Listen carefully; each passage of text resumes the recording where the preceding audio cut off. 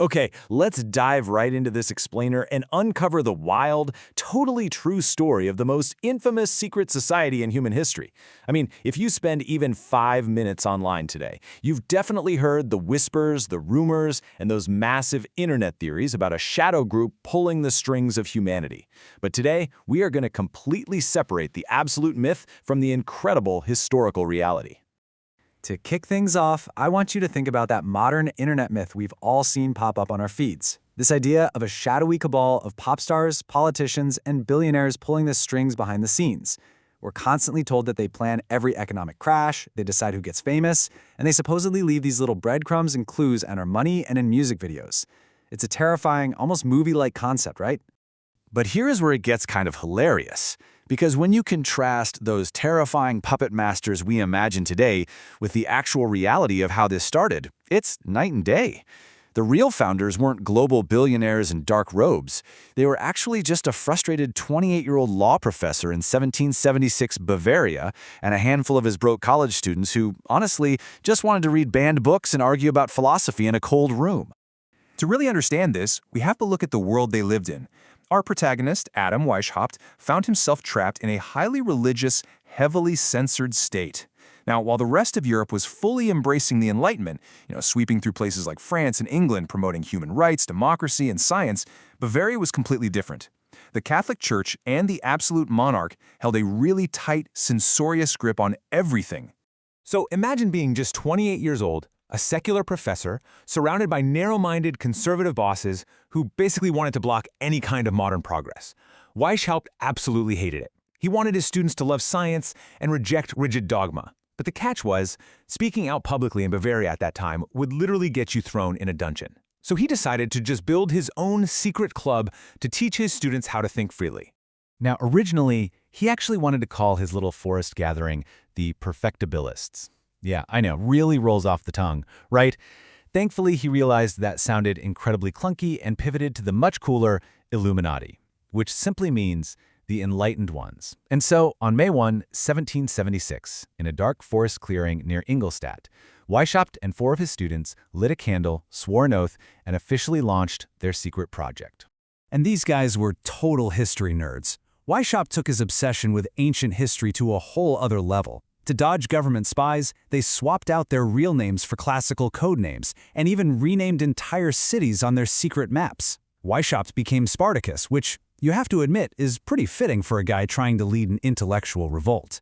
They even went so far as to completely rewrite the calendar based on ancient Persian months. But you couldn't just walk up and join. No way. They built this elaborate, highly dramatic system of ranks to keep their identities completely hidden while they studied progressive philosophy. You had to climb the ladder. As a novice, you only knew the actual person who recruited you. It was only when you leveled up to a Minerval that you finally got to sit in on secret reading rooms and actually discuss science. Oh, and by the way, forget the floating eye and the pyramid symbol you're probably picturing right now, because the true historical symbol of this group was actually the ancient owl of Minerva, representing wisdom.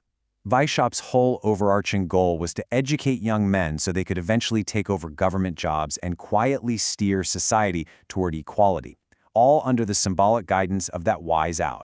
But, there was a much darker, incredibly paranoid side of this club.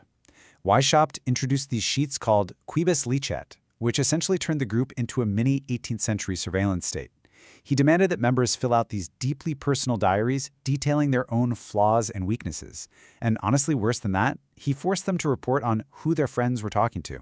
It became incredibly controlling. And honestly, it didn't really work. Despite all of these elaborate rules and all that internal spying, by 1779 they were completely stuck. They had a measly 50 broke student members and absolutely zero real power in society. Weishaupt might have been a brilliant academic, but he was a terrible recruiter and, frankly, a pretty bad manager. The grand dream of secretly changing Bavarian society was just completely fizzling out in a dusty university room. But then, everything changes. An aristocratic, very wealthy Freemason named Baron von Knigge arrives on the scene. He takes one look at Weishaupt's failing club, and instead of walking away from a global brotherhood that was basically just a few cash-strapped students eating soup, he decides to completely reinvent it. He saw a massive opportunity where Weishaupt only saw failure. Knigge was essentially an 18th century marketing genius. He immediately expanded the bureaucratic ranks, adding all these grand theatrical titles like Prince and Magus. Then, he specifically targeted existing Freemason lodges for recruitment. He'd go into these trendy lodges and literally whisper to the most influential wealthy men in the room that he held the keys to an even higher, more ancient truth above the Freemasons. And it worked like an absolute charm. Thanks to Knigge, the group exploded to over 2,000 members. We're talking about recruiting some of the brightest minds in Europe, famous philosophers, powerful dukes, and actual government officials.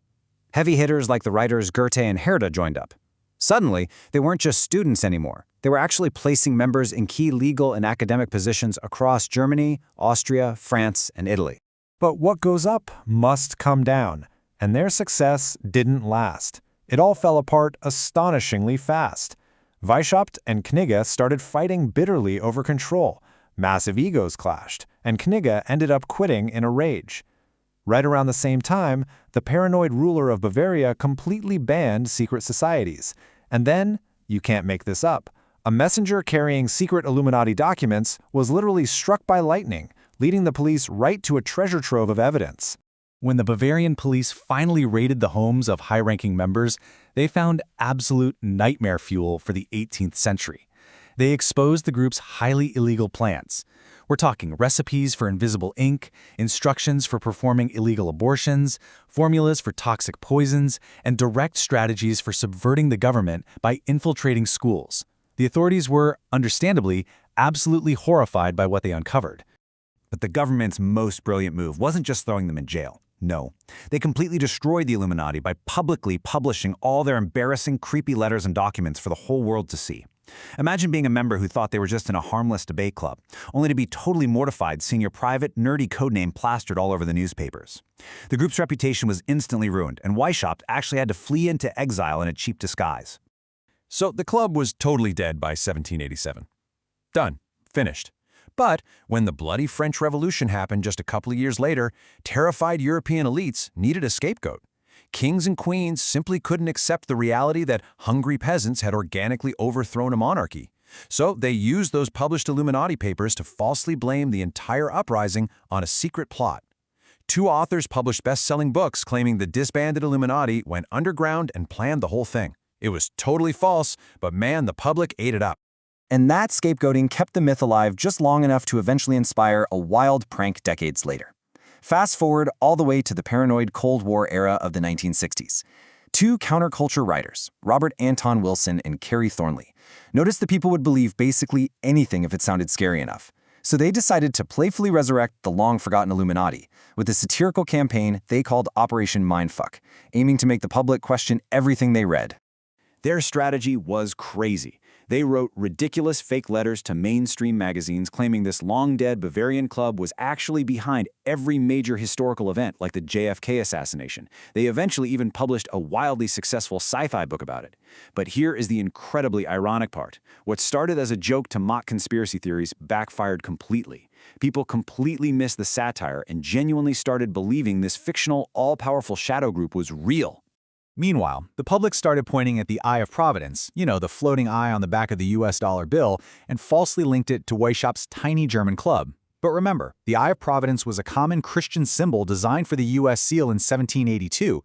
That was a time when Weishaupt was just struggling to manage his broke students back in Bavaria with absolutely zero connection to America. But in the public imagination, the creepy pyramid and the fictional shadow group became permanently fused together. And then, of course, the internet came along and just poured gasoline on the whole thing. Suddenly, anyone could upload a post claiming a pop star making a triangle hand gesture on stage was undeniable proof of the Illuminati. It cemented a modern myth that literally has absolutely nothing to do with 18th century Bavaria. Celebrities quickly realized it generated massive free publicity, so they leaned hard into the mysterious aesthetics, feeding a fire that, let's remember, started from a 1960s joke. So, all of this leaves us with one final, deeply fascinating psychological mystery. Why? Why do human beings desperately want to believe that this failed historical book club is secretly ruling our world today? After seeing the chaotic, incredibly human reality of Adam Weishaupt's failed experiment, the sheer longevity of this myth actually tells us way more about ourselves than it does about history. The truth is, the reality of our world is that it's incredibly messy, unpredictable, and frankly, chaotic. Believing that a mastermind is steering the ship is actually much easier for our brains to process than accepting that no one is at the wheel. When economies crash out of nowhere or wars break out, it is deeply terrifying to accept that random, complex human behavior is to blame. A secret society, even an evil one, paradoxically offers us a comforting sense of order. So the next time you see a glowing eye on your money or a weird hand sign during a halftime show, just remember that broke German law professor who wanted to start a book club and accidentally trolled the entire world for 2.5 centuries. Keep asking questions and always keep thinking for yourself. As we wrap up this explainer, I want to leave you with a provocative thought to ponder. In our modern, chaotic age, do we cling to conspiracies because the myth of an evil mastermind is actually far more comfortable than the truth? Please like and subscribe.